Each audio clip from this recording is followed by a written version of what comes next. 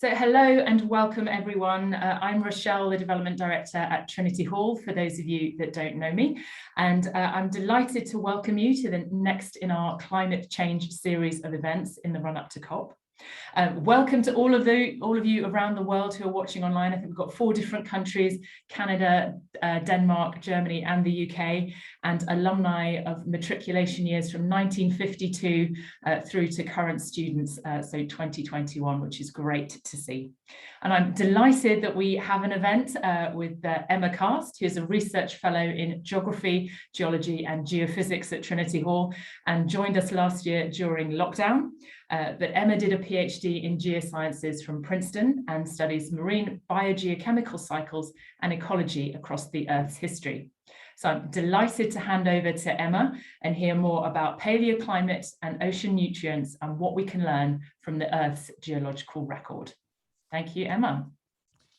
Great. Let me just share my screen. And perfect. Oh, other way. Oh, yeah. Like this. Perfect. Okay. Over to you. Great.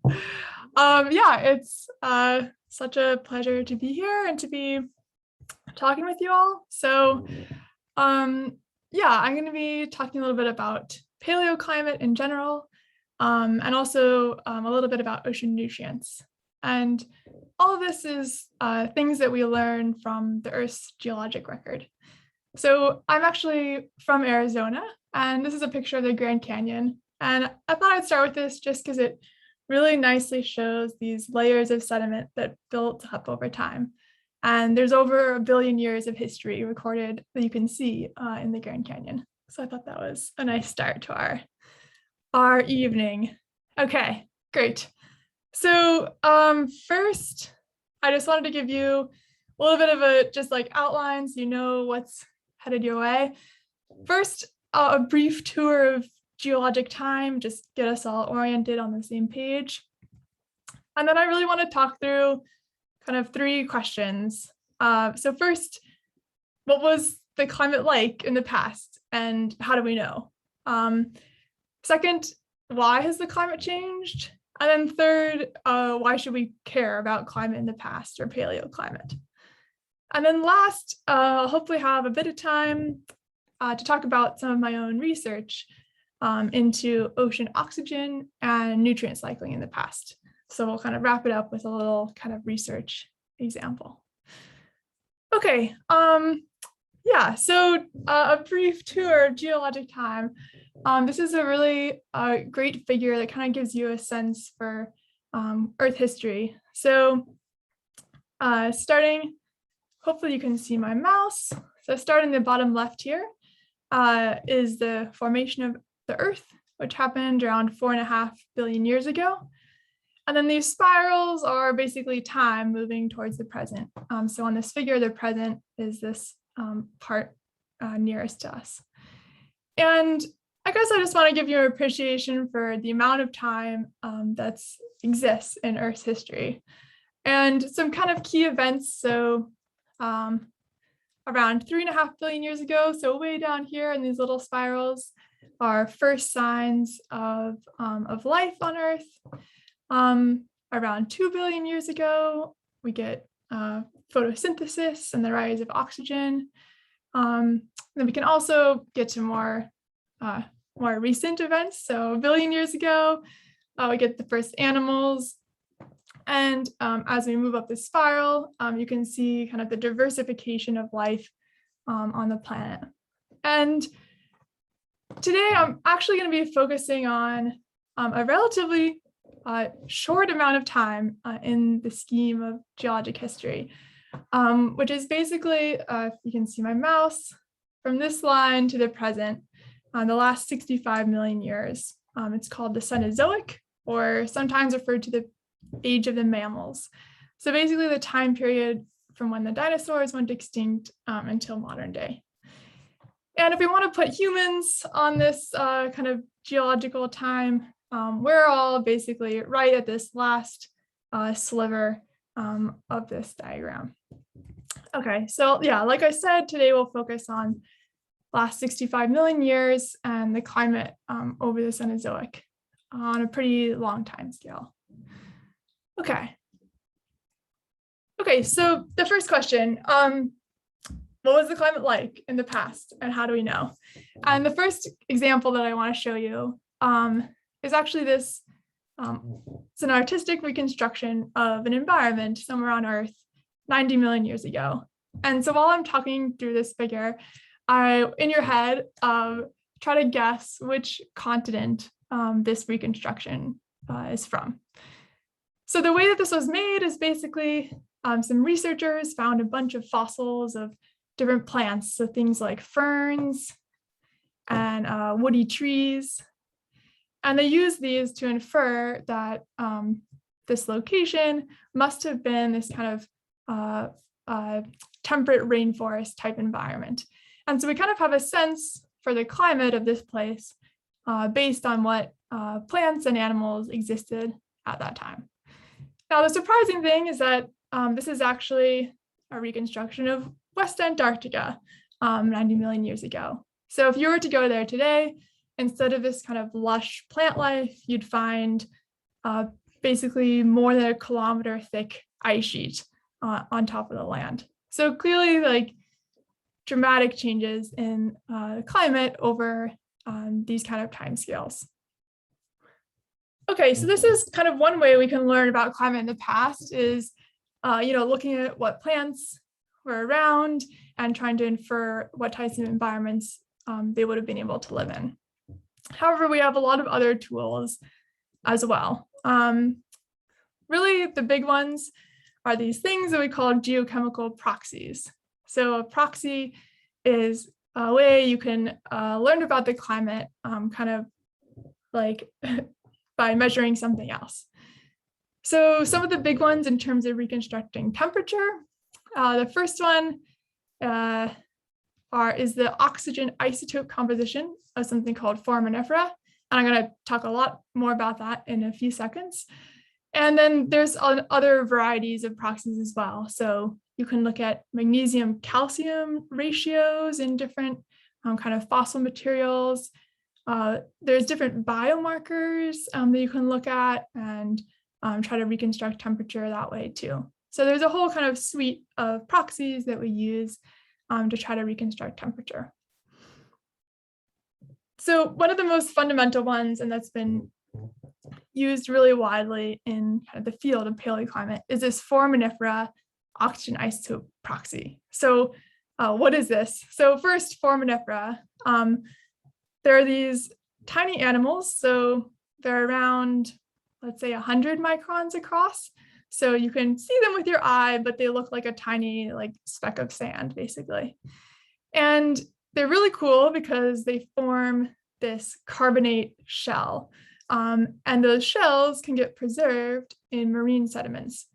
And then we can go out into the ocean and basically bring up these ancient shells and measure their chemistry to try to figure out stuff about the climate in that way.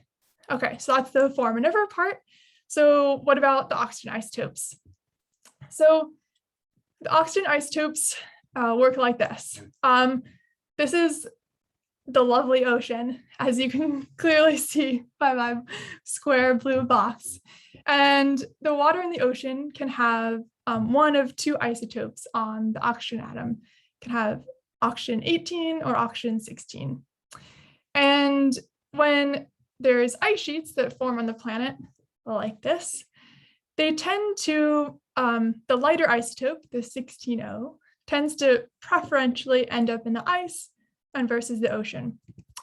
So this creates this kind of relationship between the amount of ice and the oxygen isotopic composition of the water in the ocean. So basically, more ice, it means you have a higher 18O to 16O ratio, or a higher delta O18, which is just the type of notation that we tend to use. So that's one component. And then there's another component, which is how that oxygen actually ends up in the carbonate shell of the foraminifera. So I'm representing that by this arrow between the oxygen in the water and in the carbonate. This is the molecular formula for carbonate. And those two things are in equilibrium with each other. And there's a temperature dependence to the way that the isotopes get into the carbonate. And just simply, if it's a lower temperature in the water, then the carbonate is going to have a higher delta 18. So this is kind of the mechanisms at work behind these geochemical proxies. And I think it's really nice to kind of get an understanding of how these work, because the next thing I'm about to show you is a record over the past 65 million years of how this foraminifera oxygen isotope value has changed over time. And we're going to see what was going on with temperature across the Cenozoic. Okay. All right. We will talk through this figure together. So to orient ourselves, on the x-axis is age. So the oldest part is over here, which is 65 million years ago. So this is like the dinosaurs went extinct here. And then all the way over to the right side is modern day, so 0 million years ago. And then on the y-axis is this, I think on this figure it's called benthic delta 18, but that's the foraminifera delta 18, so the thing we just talked about. And on the right side, there's actually a temperature axis. So the authors that created this figure basically transferred or calculated the temperature from this oxygen isotope ratio. The stuff in the colors at the top is just the names for the different eras, and we don't really need to worry about that too much. Okay, so I just want to describe some broad trends about what was going on in the Cenozoic in this last 65 million years. So early on, temperatures were relatively high, so around, let's say, 8 degrees Celsius, higher on average than modern day. At the beginning, there was a bit of warming up until this thing called the early Eocene climate optimum, which are kind of our warmest stable temperatures in the Cenozoic. There's also this really dramatic event, really like abrupt warming event that happened in the early Cenozoic called the Paleocene-Eocene thermal maximum, the PETM. And then the majority of the trend of climate over this time period is really a long-term cooling. So from this early Eocene climate optimum, kind of have this steady cooling with some stepwise things as well, steady cooling all the way down to present day. Okay, some other things to point out that are on this graph are these gray bars. And these are our best understanding of when we started to get ice sheets on Earth. So Antarctica started to be glaciated around this time in kind of the middle Cenozoic, so around 35 million years ago. And then much more recently, the Northern Hemisphere ice sheets really started to pop up around 2.5 million years ago. And this is when we get the start of the glacial interglacial cycles that I'm sure most of you have heard about in some context. And so this like really high variability signal here, those are glacial interglacial cycles. Okay, so this is kind of one picture of, one answer to the question, what was the climate like in the past? One thing I want to emphasize here is that this is a record that, to our best estimate, is kind of the global temperature record. But in many cases, we want to know more than just global temperature. We want to know local things. So how is the temperature distributions different at different times? There's also other aspects to climate, so things like precipitation or humidity that really aren't captured at all in a proxy like this. So sometimes we need other tools, and I can't obviously go into all the different ways that we can learn about climate, but just to say that this is one of our key understandings of Cenozoic climate, but it is also kind of a small piece of the overall puzzle. Okay, so yeah, we touched on geochemical proxies, and I wanted to mention one other thing that we're really starting to do in a more rigorous way with Paleoclimate, which is to use climate models that can actually incorporate these proxy records. to kind of start getting a more holistic sense of what climate was like all over the globe. So I think you've actually perhaps seen this picture because it's the image we used for the kind of advertisement for this talk.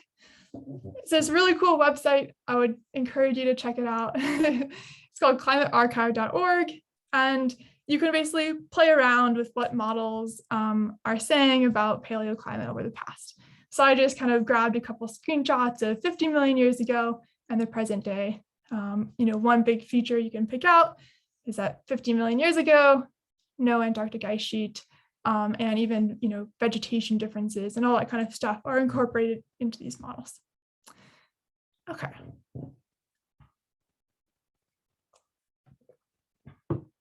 Okay, so to move on to the second question, why has climate changed? And when I'm saying this question, I mean, why has climate changed over this specific time period that we're looking at, the last 65 million years ago? And to be honest, the very short answer to this is PCO2. So particularly recently, there's been some really nice efforts to reconstruct atmospheric PCO2 over the same time intervals. And so I'm going to show you a figure about that now. So again, let's talk through this. So same thing with the age. So now we're starting at 70 million years ago and going up until the present.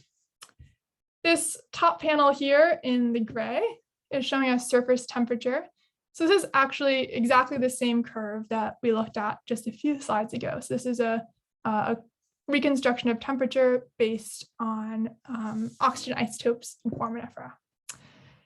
This green curve is sea level. And then down here in this bottom panel is reconstructions of atmospheric CO2 over the same interval. There's a few different kinds of geochemical proxies that people use to reconstruct CO2. And this is kind of our best understanding of what CO2 is doing. And overall, what people have found is that there's a really nice relationship between temperature and CO2, and that much of the Cenozoic temperature changes. So, there's warm temperatures, this decline to lower temperatures can really adequately be explained by changes in CO2 that are happening at the same time. Okay, so that's kind of the short and sweet answer to why has climate changed over the Cenozoic. There's obviously a longer answer, perhaps, and we can talk about this later if you are interested. But of course, the next question to ask is, well, okay, great, CO2 has changed, but why has CO2 changed? And that's really definitely a topic of current research that people are, really trying to figure out, why these long-term CO2 changes have happened over Earth's history. Okay. Great. So kind of one last question in terms of, this broad overview of paleoclimate on the Cenozoic timescale. So why should we care? Why does it matter what the climate was like in the past? And just a couple points. So first is that by understanding the climate in the past, we actually gain some really much deeper understanding into the climate system itself. So how it works and what the climate is sensitive to and things like that. A good example is this relationship between temperature and PCO2 that we can understand better if we use the information from climate in the past. The second thing is that these past climates can be really useful analogs for future climate scenarios. There's a really nice review paper out on this if you're interested in this particular aspect of paleoclimate by Trinity et al. It just came out in 2020 called Past Climates Inform Our Future. There's a really nice figure from that paper which shows, again, temperature record over the Cenozoic, a CO2 reconstruction over the Cenozoic, and then on this right side of the panel, what we see is a low emission scenario, a kind of mid-range emissions scenario, and then a very high emissions scenario. And so one of the things we can start to do is think about, as we move into the future and our modern climate is changing, how can these past times kind of inform us in terms of what future we're facing, basically. Okay, so that's what I have on the kind of, paleoclimate in general type of discussion.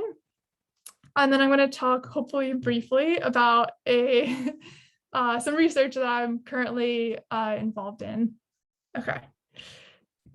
Okay, yeah, so this is going to change gears a little bit, but it's really going to tie into climate. So come along with me for this.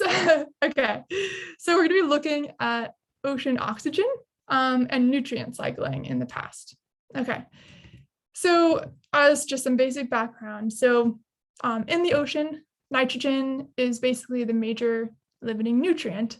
So what that means is that if there was more nitrogen, you could have more biological productivity. So nitrogen is what's limiting biological productivity in the ocean. The second thing is that the nitrogen cycle is really intricately related to how much oxygen is in the ocean. And ocean oxygen has lots of implications for basically biological viability. And if you have really low oxygen concentrations, it's really bad for a lot of living organisms. Okay, so to give a brief description of the nitrogen cycle so that we can try to reconstruct the nitrogen cycle through the past, I'm again going to use my lovely square blue ocean to give you a sense for what the nitrogen cycle does. So in the ocean, there's a variety of nitrogen compounds.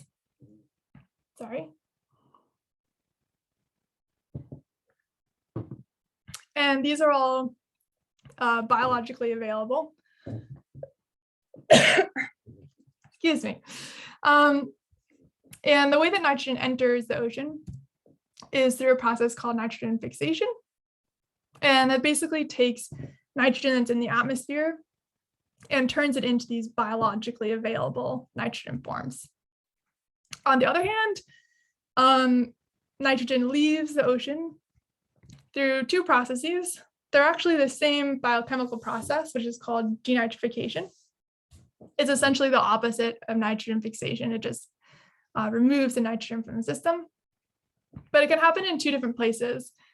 So it can happen in sediments, and it can happen also in the water column of the ocean, so like in the actual water of the ocean. And excuse me, I'm sorry. Yeah, sorry. Okay, so the denitrification has to happen somewhere where there's really low oxygen concentrations. And in the sediments, most sediments tend to have low oxygen, which is why it can happen there. And then in the water column, there are these like key regions of the ocean where the oxygen concentration goes really low, and you can start to get denitrification there as well. Okay, so the last kind of background to introduce here is more isotopes. So we really love isotopes. And so to reconstruct the nitrogen cycle, we're going to turn to this isotope ratio of nitrogen. So the 15 nitrogen relative to the 14 nitrogen. And yeah, we usually call it the delta 15. There's really only one key thing to know here, which is that denitrification that happens in the water column tends to prefer the lighter isotope, that 14 nitrogen. And so when you get more of this denitrification in the water column, you tend to increase the delta 15 of the ocean. So basically that remaining nitrogen that's like left over in the ocean. This can all be connected to ocean oxygen, because as you decrease the amount of oxygen in the ocean, you tend to increase how much denitrification can happen, and then you can change your nitrogen isotope values. So this is kind of how we try to reconstruct the nitrogen cycle in the past. Okay. So again, we turn to our trusty friends, the foraminifera. And in this case, we're actually going to measure the nitrogen isotopes of tiny little bits of organic matter that are trapped within that carbonate shell. So that's like how we do these types of reconstructions. And in this case, we're looking at sediments from 3 different sites around the ocean. And this is kind of the result of all this work. So I have to apologize here because this age axis is the opposite way. And yes, just note that in your mind. So this is actually the oldest side at 70 million years ago, and we're going towards the modern, going to the left. Sorry, that is a bit confusing. And then on the y-axis here, we have the delta 15, so that nitrogen isotope ratio of 4 AMs. The colors are just the 3 different sites. Okay, so just to kind of remind ourselves, we have this picture of the nitrogen cycle with these inputs and outputs. And really the key idea is that this denitrification in the water column, if it increases, then we're going to increase the delta 15 of nitrogen in the ocean. And if it decreases, we're going to decrease the delta 15 of nitrogen in the ocean. Okay, so let's use that frame to interpret this record. So basically, the higher values mean higher water column denitrification, which also means less oxygen in the ocean. And the lower values mean lower water column denitrification and higher oxygen. So if we look at this record, we have some really high values early on, and then they decrease quite substantially into this kind of middle period. And so we can interpret that big change here as a decrease in the amount of water column denitrification, which also means that suboxia decreases. So we're lowering the oxygen, so we're increasing the amount of oxygen that's in the ocean over this time period. Okay. So to tie this all back to this idea of paleoclimate, we're going to compare how this kind of matches up to the climate records. And we have a good reason to want to do this. The reason is that most of the time we think of ocean oxygen as being controlled by the temperature of the water. This is a kind of straightforward solubility argument. So if you have warmer temperatures, you tend to have less dissolved oxygen. If you have colder temperatures, you tend to have more dissolved oxygen. So when we went into this project, we thought that we'd see some relationship to these global climate changes. And so we're going to explore that in this slide, and then I will be happy to take questions. Okay, so we have seen this before. This is our 4 AM oxygen isotope record. So this is telling us about temperature. And I'm plotting it again, the oldest time period is here, and we're going towards the modern. It's millions of years ago. Okay, so with that solubility argument, higher temperatures are plotted upwards on this plot. So if we have higher temperatures, we're going to have lower oxygen. We're going to have more of that denitrification that happens in the water of the ocean. And so we should have a higher delta 15. So is that what happens? The answer is basically no, that is not what we saw, which was very surprising. So here again is this nitrogen isotope records. This is, telling us about what's going on in the ocean with the nitrogen cycle. And to just highlight 2 intervals. So this interval here, you have warming. And so you have this increase in temperature. But at the same time, we have this really dramatic decrease in the nitrogen isotopes, which is exactly opposite of what we'd expect. And then we also have this interval where there's cooling, but we actually have really stable nitrogen isotope values. So again, not what we were expecting based on this kind of oxygen solubility temperature connection with the nitrogen cycle. So really one of our conclusions from this research is that global climate was not the main driver of this nitrogen isotope record and was not driving these oxygen changes that we were seeing based on the nitrogen isotope record. I'm not going to go into it at length, but our likely explanation for this kind of nitrogen cycle and ocean oxygen change has to do with the ocean circulation. So once you're looking at these kind of long time scales, you also have to consider that the continents are actually shifting around and this changes the shape of ocean basins, and that can change your ocean circulation. And so that's what we think is kind of our likely explanation for these nitrogen cycle changes in the Cenozoic. Okay, I know that was quite a lot, and I'm happy to take questions. And if you also think of questions later, I put my email up there. Definitely feel free to send me an email, and I'll try to get back to you in a reasonable time. Thank you. Brilliant. Thank you very much, Emma, for that overview. So do type in your questions in the Q&A box. I see we do have one, but I was going to start off with a question. If you could just say something about how you obtain these foraminifera. I mean, how do you go about kind of getting them and then getting the isotope information?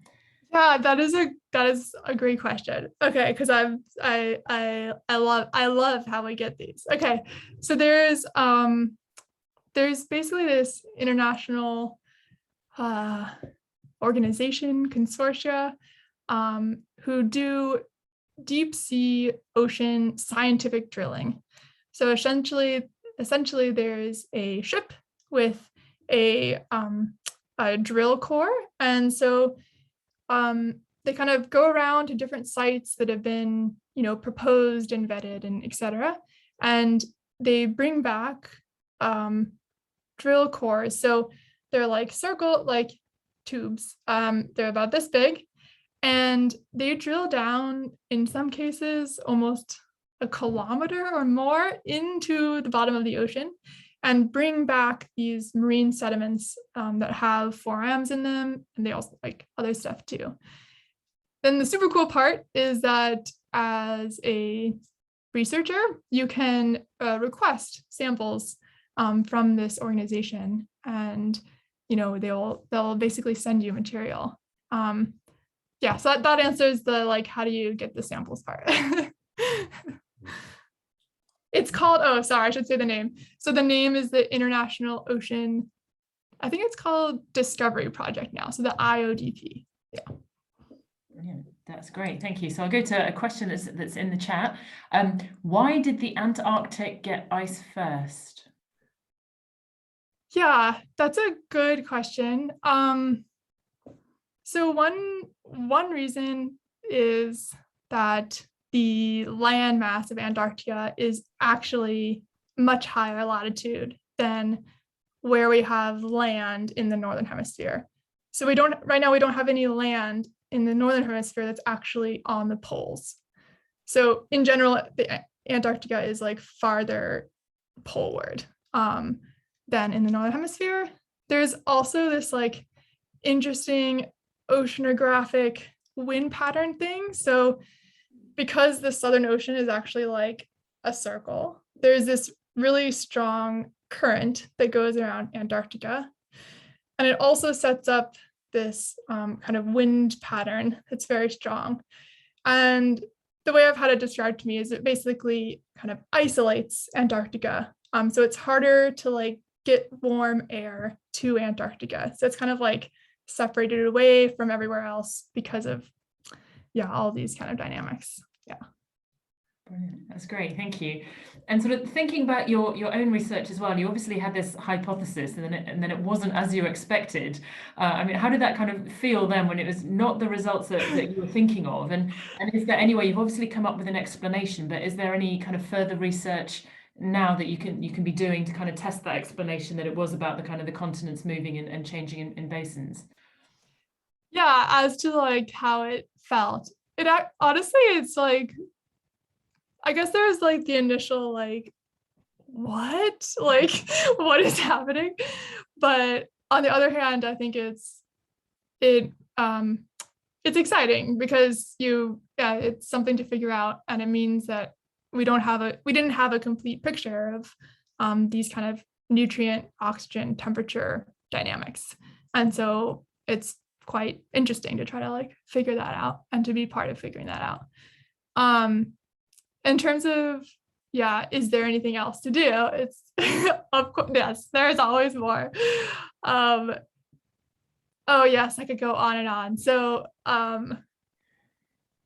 let's say, so one thing that I'm actually working on here as well is this time period where we saw that nitrogen isotope change, it's this really dynamic time. There's a lot going on in other geochemical cycles as well, but we're not quite sure how they all relate to each other. So as an example, and one of the things I'm studying here is at a similar time, the sulfur cycle, which is, it's connected to it's also connected to ocean oxygen and the carbon cycle, the like biological cycle. It also undergoes this like profound change at a similar time, but we're not sure if it's at the same time, and we're not sure exactly how they're connected. So that's one of the things I'm working on here, is like, how does the nitrogen cycle really connect to kind of the other ocean biogeochemistry that's happening at the same time, and why did those things happen? And yeah. Excellent. So another question in the chat, and do feel free to type any more in there. So question about the denitrification. Is denitrification happening now as it did in geological time? And can you check theories of ocean chemistry by studying contemporary ocean chemistry? Yes, absolutely. I would say it's almost a requirement to understand the modern ocean chemistry before we can really properly study the past, in the sense that a lot of the way that we think about the nitrogen cycle is based on our understanding of the modern nitrogen cycle. So, for example, I put up that little box diagram with the ins and the outs. We know that that's how it is because people have gone into the modern ocean and taken a bunch of measurements and tried to figure out, what's happening to nitrogen in the modern ocean. And so we can kind of take that framework and try to see how that might have changed in the past. So yes, absolutely. Like we try to like talk back and forth to each other between the modern and the kind of paleo side of things. Yeah, absolutely.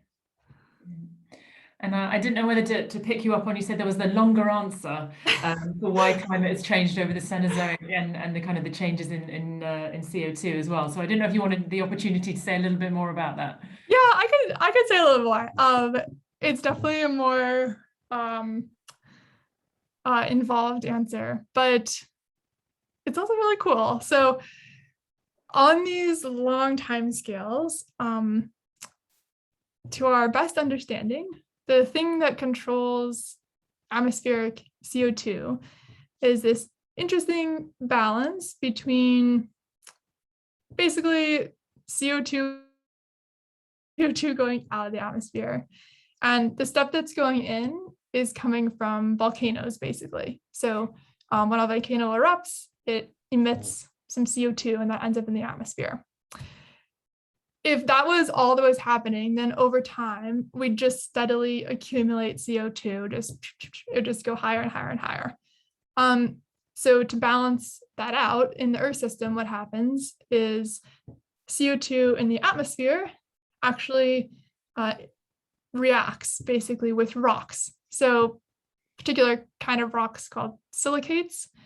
So the CO2 plus these silicate rocks, they like react together and basically extract the CO2 from the atmosphere. And when these things are in balance, then the CO2 in the atmosphere stays the same. And so for this like Cenozoic climate change and the CO2 changes, one of those things has to have been affected for some other reason. So one hypothesis, and this is definitely gets into like more of a debate than like like full understanding, but one of the hypotheses is that during the Cenozoic, you have the buildup of some really large mountain ranges. So mostly people talk about the Himalayas. And when you build mountain ranges, you like expose a lot of like fresh, like tasty rock. And it basically makes that output, like it sucks down more CO2 than is being put out by the volcanoes, and you start to draw down some of the CO2. So that's one of the kind of main hypotheses.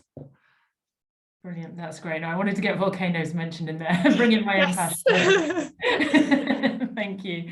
Are there any more questions out there? Do feel free to type them in the chat.